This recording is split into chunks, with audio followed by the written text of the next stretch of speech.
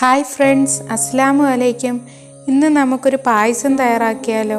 ഓണമൊക്കെ വരുമല്ലേ, അപ്പോൾ നമുക്കൊരു പരിപ്പ് പായസം തന്നെ തയ്യാറാക്കാം. അപ്പോൾ നല്ല സൂപ്പർ ടേസ്റ്റി ആയിട്ടുള്ള പായസമാണ്.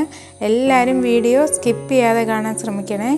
ഇപ്പോൾ പായസം തയ്യാറാക്കുന്നതിന് മുമ്പായിട്ട് നമ്മൾ ആദ്യം തന്നെ തേങ്ങാപ്പാലാണ് പിഴിഞ്ഞ് വെക്കേണ്ടത്. അതിന് വേണ്ടിയിട്ട് ഞാനിവിടെ 2 വലിയ തേങ്ങ ചിരകി വെച്ചിട്ടുണ്ട്. ഇതിൽ നിന്ന് നമുക്ക് തനിപ്പാലും രണ്ടാം പാലും സെപ്പറേറ്റ് ചെയ്തെടുക്കണം. രണ്ടാം പാൽ 1 ലിറ്ററിനടുത്തോളം കാണും, തനിപ്പാൽ ഒരു 1/4 ലിറ്ററും കാണുമേ. നമുക്കിത് മാറ്റി വെക്കാം. ഇനി നമുക്ക് ചെറുപയർ പരിപ്പ് ഒന്ന് വറുത്തെടുക്കണേ. ഞാനിവിടെ 450 ഗ്രാം ചെറുപയർ പരിപ്പാണ് എടുത്തിട്ടുള്ളത്. കഴുകിയിട്ടൊന്നുമില്ല, നമുക്ക് വറുത്തതിന് ശേഷം കഴുകിയെടുക്കാവേ. ഇപ്പോൾ ഒരു ഉരുളിക്കകത്തിട്ട് നമുക്ക് മീഡിയം ഫ്ലെയിമിൽ ഇതൊന്ന് വറുത്തെടുക്കണം. ഇപ്പോൾ ഉരുളിയൊക്കെ ആകുമ്പോൾ വിസ്താരം കാണും, നമുക്ക് ഇങ്ങനെ നന്നായിട്ട് ഇളക്കി അത് വറുത്തെടുക്കാൻ വേണ്ടി പറ്റുമേ. കൈവിടാതെ ഇളക്കിക്കൊണ്ടിരിക്കുക. ഒരു ലൈറ്റ് ഒരു റെഡിഷ് ബ്രൗൺ നിറമൊക്കെ വരും, ഒത്തിരി അങ്ങ് മൂത്ത് പോകണ്ടേ. അപ്പോൾ ഇങ്ങനെ വറക്കുമ്പോൾ നല്ലൊരു സ്മെല്ലൊക്കെ വരും, നമ്മുടെ പരിപ്പിൻ്റെയൊക്കെ പച്ചച്ചൊവയും മാറും. അതുപോലെ തന്നെ ഇത് ഒത്തിരി അങ്ങ് വെന്ത് പോകാതിരിക്കുകയും ചെയ്യുവേ. ഇപ്പോൾ ലൈറ്റായിട്ട് കളർ ചേഞ്ച് ചെയ്ത് വരുന്നുണ്ട്. ഒരു 2 മിനിറ്റും കൂടെ നമുക്കിതൊന്ന് ഇളക്കി കൊടുത്തിട്ട് ഇതിൻ്റെ ഫ്ലെയിം ഓഫ് ചെയ്യാവേ. എന്നിട്ട് ഇതിൻ്റെ ചൂടാറാൻ വേണ്ടി വെക്കാം. ഈ സമയത്തിനുള്ളിൽ നമുക്ക് ഒരു 1/2 കിലോ ശർക്കര കുറച്ച് വെള്ളം ഒഴിച്ചിട്ട് ഉരുക്കാൻ വേണ്ടി വെക്കാവേ. ഞാൻ കറക്റ്റ് മധുരമാണ് പറഞ്ഞത്, അപ്പോൾ മധുരം കൂടുതൽ വേണ്ടവർക്ക് ഇച്ചിരിയും കൂടെ ശർക്കര എടുക്കാവേ. നമ്മൾ പരിപ്പിനേക്കാളും ഇച്ചിരി കൂടുതൽ വേണം ശർക്കര എടുക്കാൻ, അതാണ് പരിപ്പ് പായസത്തിൻ്റെ ഒരു പരുവം. അപ്പോൾ ശർക്കരയൊക്കെ നന്നായിട്ട് ഉരുകി വരുന്നുണ്ട്. അതിൻ്റെ നമുക്ക് ഫ്ലെയിം ഓഫ് ചെയ്യാവേ. ഇപ്പോൾ നമ്മുടെ വറുത്ത പരിപ്പ് ഞാൻ നന്നായിട്ട് കഴുകിയെടുത്തിട്ടുണ്ട്. എന്നിട്ട് നമ്മൾ കുക്കറിലോട്ട് മാറ്റിയിട്ടുണ്ട്. നമുക്കിതിലേക്ക് ആവശ്യത്തിന് വെള്ളം ഒഴിച്ചു കൊടുക്കാവേ. ഞാൻ ഒരു 2 ഗ്ലാസ് വെള്ളത്തോളം ഒഴിച്ചു കൊടുത്തിട്ടുണ്ട്. നമ്മുടെ കുക്കറിൻ്റെ അടി പിടിക്കരുതല്ലോ, അതുകൊണ്ട് 2 ഗ്ലാസ് വെള്ളമാണ് ഒഴിച്ചേക്കുന്നത്. ഇനി നമുക്ക് ഫുൾ ഫ്ലെയിമിലിട്ടിട്ട് ഒരു വിസിലും രണ്ടാമത്തെ വിസിൽ അടിക്കുന്നതിന് മുമ്പായിട്ട് അങ്ങ് ഓഫ് ചെയ്യാവേ. അപ്പോൾ നമുക്ക് കുക്കറൊന്ന് തുറന്ന് നോക്കാം. നമ്മുടെ പരിപ്പൊക്കെ വെന്തായെന്ന്. ഇത് നന്നായിട്ട് വെന്ത് വന്നിട്ടുണ്ട്. ഇനി ഇത് ഉടയ്ക്കേണ്ടതില്ല, അത്യാവശ്യം നന്നായിട്ട് വെന്ത് വന്നിട്ടുണ്ട്. ഇപ്പം വെന്തിട്ടില്ലെങ്കിൽ നമ്മൾ കുറച്ചൊക്കെ ഒന്ന് ഉടച്ചെടുക്കണേ. ഇത് നമുക്ക് ഒരു ഉരുളിയിലേക്ക് മാറ്റാവേ. നമുക്ക് കുക്കറിലല്ലാതെ ഇതിങ്ങനെ ഉരുളിയിലിട്ട് വെള്ളം ഒഴിച്ച് വേവിക്കാം. അപ്പോൾ അതിൻ്റെ പരുവം നമ്മൾ നോക്കി നിൽക്കണമല്ലോ, താമസവുമാണ്. ഇനി ഇതിലേക്ക് നമ്മൾ ഉരുക്കി വെച്ചിരിക്കുന്ന ശർക്കര അരിച്ച് വേണം ആഡ് ചെയ്യാൻ. മണ്ണൊക്കെ കാണും നമ്മുടെ ശർക്കരയിൽ. നമ്മൾ പായസത്തിലും അതുപോലെ അലുവയൊക്കെ ഉണ്ടാക്കുമ്പോൾ നല്ല ബ്ലാക്ക് ശർക്കര തന്നെ ഉപയോഗിക്കണേ, എന്നാലേ നല്ല ഡാർക്ക് കളർ വന്ന് ഒന്നുകൂടെ അട്രാക്റ്റീവ് ആയിട്ടിരിക്കത്തുള്ളൂ. ഇതിപ്പോൾ ഞാൻ ഫ്ലെയിം ഓൺ ചെയ്തിട്ടില്ല കേട്ടോ. നമുക്ക് ഇതേപോലെ നമ്മുടെ ശർക്കരയും അതുപോലെ തന്നെ പരിപ്പും കൂടെ നന്നായിട്ട് മിക്സ് ചെയ്തെടുക്കണേ.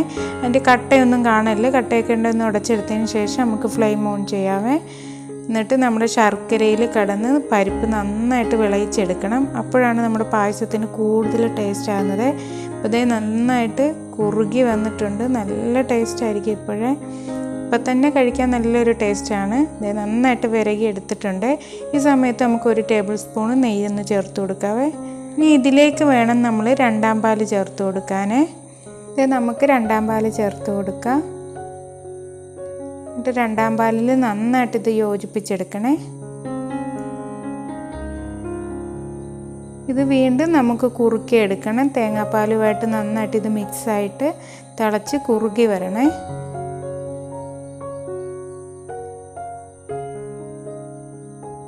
കൈവിടാതെ നമ്മൾ ഇളക്കി കൊടുത്തുകൊണ്ടിരിക്കണം.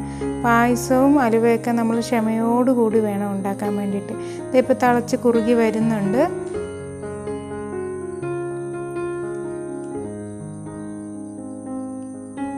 ഇപ്പം ഞാൻ 1 ടേബിൾ സ്പൂൺ നെയ്യും കൂടെ ആഡ് ചെയ്തായിരുന്നേ.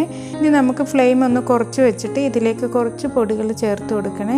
ഇതൊരു ഫ്ലേവറിന് വേണ്ടിയിട്ടാണ്. നല്ല ജീരകവും ഏലക്കായും ചുക്കും കൂടെ സമാസമം എടുത്തിട്ട് പൊടിച്ചെടുത്തതാണ്.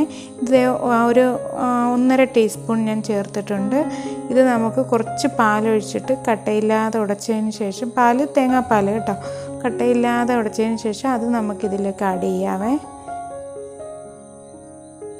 എന്നിട്ട് നമുക്ക് നന്നായിട്ട് മിക്സ് ചെയ്ത് കൊടുക്കാം.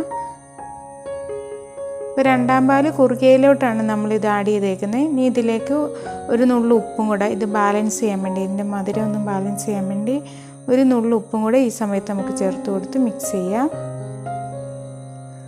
ഇനി നമുക്ക് 1/4 പാല് നമുക്ക് ചേർത്ത് കൊടുക്കാവേ. നമ്മൾ പായസത്തിൻ്റെ പരുവം അനുസരിച്ച് ഞാൻ മുഴുവനായിട്ട് ചേർത്ത് കൊടുത്തിട്ടില്ല. ഇതാറുമ്പോൾ ഒന്നുകൂടെ കുറുകും. ഇതിപ്പോൾ ഈ പരുവമാണ് കേട്ടോ.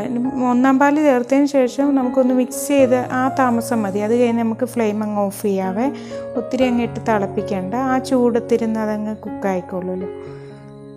ഇതിപ്പോൾ ഞാൻ ഫ്ലെയിം ഓഫ് ചെയ്തിട്ടുണ്ട്. ഇനി നമുക്കിതൊന്ന് താളിച്ചും കൂടെ എടുക്കണം. അതിന് വേണ്ടിയിട്ട് ഞാൻ 1.5 ടേബിൾ സ്പൂണ് നെയ്യ് ആഡ് ചെയ്തിട്ടുണ്ട്. ഇതിലേക്ക് കുറച്ച് തേങ്ങാക്കൊത്ത് വറുക്കാൻ വേണ്ടി ഇടുവാണ്. തേങ്ങാക്കൊത്ത് ചെറുതായിട്ട് മൂത്ത് വരുമ്പോൾ നമുക്കിതിലേക്ക് കാഷ്യൂ നട്ടൊക്കെ ആഡ് ചെയ്യാവേ. ഇതെല്ലാം ഓപ്ഷണലാണ്. ഇഷ്ടമുള്ളവർ ചേർത്താൽ മതിയേ.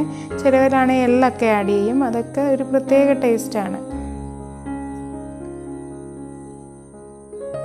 കാഷ്യൂ നട്ട് ഒന്ന് മൂത്ത് വരുമ്പോൾ നമുക്കിതിലേക്ക് കിസ്മിസ് ആഡ് ചെയ്യാവേ. ഇപ്പം നമ്മൾ ഉണക്കമുന്തിരിയൊക്കെ ആഡ് ചെയ്യുമ്പോൾ നന്നായിട്ട് വാഷ് ചെയ്തിട്ട് വേണം ആഡ് ചെയ്യാൻ. അതിനകത്തൊക്കെ പൊടികളൊക്കെ കാണും. വെളിയിലിട്ടൊക്കെ ഉണക്കുന്നതല്ലേ. നമുക്ക് ഫ്ലെയിം ഓഫ് ചെയ്യാം. ഇത് നമുക്ക് നമ്മുടെ പായസത്തിലേക്ക് ആഡ് ചെയ്യാവേ. അങ്ങനെ നമ്മുടെ സൂപ്പർ ടേസ്റ്റി ആയിട്ടുള്ള പരിപ്പ് പായസം ഇവിടെ റെഡി ആയിട്ടുണ്ട്. അപ്പോൾ ഈ ഓണത്തിന് എല്ലാവരും പരിപ്പ് പായസം ഉണ്ടാക്കി നോക്കുക. എന്നിട്ട് ഫീഡ്ബാക്ക് എന്നെ അറിയിക്കാൻ മറക്കല്ലേ.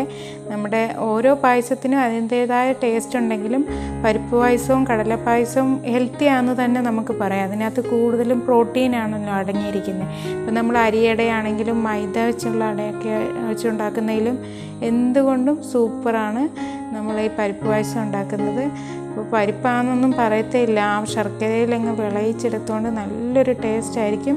എല്ലാവരും ഈ ഓണത്തിന് ട്രൈ ചെയ്ത് നോക്കുക. എന്നിട്ട് ഫീഡ്ബാക്ക് അറിയിക്കാൻ മറക്കല്ലേ. അപ്പം വീണ്ടും നമുക്കൊരു റെസിപ്പിയുമായി കാണാം.